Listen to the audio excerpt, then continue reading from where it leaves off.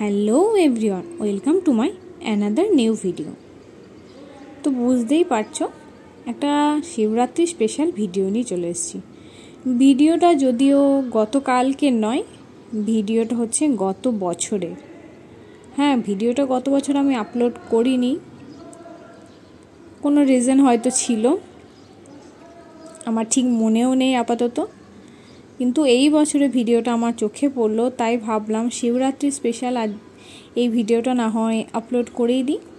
তখন আমি শ্বশুরবাড়িতেই ছিলাম, তো ওখানে আমার শাশুড়ি মা, কাকু, কাকিমা সবার সাথেই চলে গেছিলাম জল ঢালতে।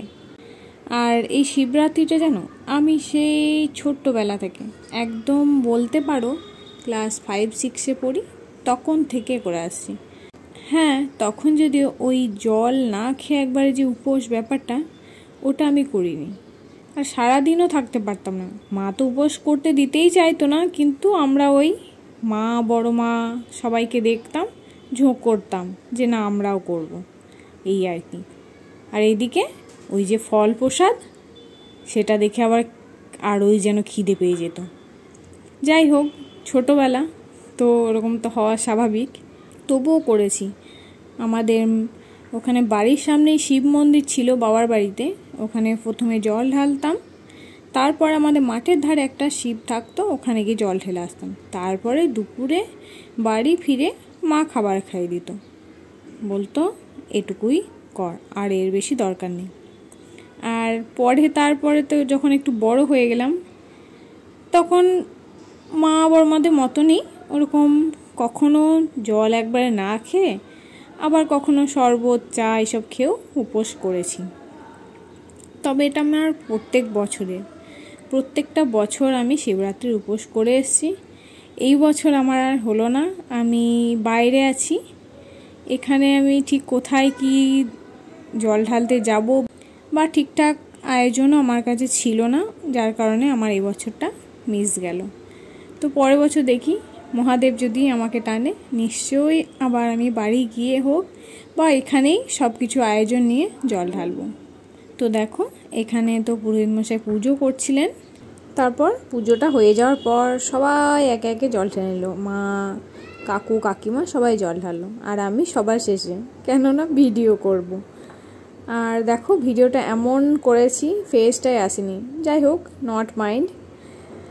এবার ব্যাপারটা হলো, ওখানে মন্দিরটা হচ্ছে খুব একটা পুরনো নয়, মন্দিরটা জাস্ট একটা স্তম্ভের ওপর মহাদেবকে স্থাপন করা হয়েছে, যার কারণে ওখানে স্পেসটা খুবই কম, আর যার কারণে মোবাইলটা আমি ঠিকঠাকভাবে পজিশনে আমি রাখতেও পারিনি।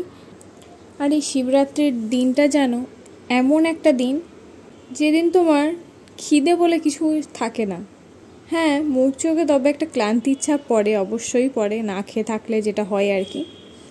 কিন্তু যে খুব খিদে পেয়েছে আর থাকতে পারছি না, এই ব্যাপারটা আমার হয়নি। আর আমি বেশ আনন্দের সাথেই সব জোগাড় করে, আমি শাড়ি টাড়ি পরে, ইভেন আমি বিয়ের আগে বলো বিয়ের পরে বলো, শাড়ি পরেই আমি জল ঢালতে যেতাম। আমার বেশ ভালোই লাগে, কোনো বিশেষ কারণ ছাড়া যে আমি শাড়ি পরিনি এমনটা হয় না। শাড়ি পরতে আমার ভালোই লাগে, সত্যি কথা বলি, কিন্তু ফ্যাক্টটা হলো আমি ভালোভাবে শাড়ি পরতে পারি না, কারো হেল্প লাগে।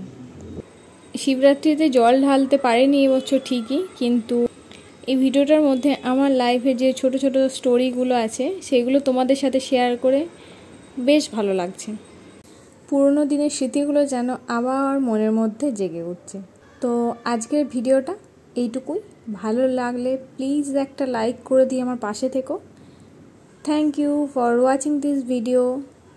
আর কদিন আমি রিলস বানাতে পারিনি, তো খুব শীঘ্রই আবার বানিয়ে আবার পোস্ট করব।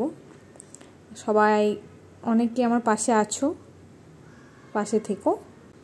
Tata, bye bye.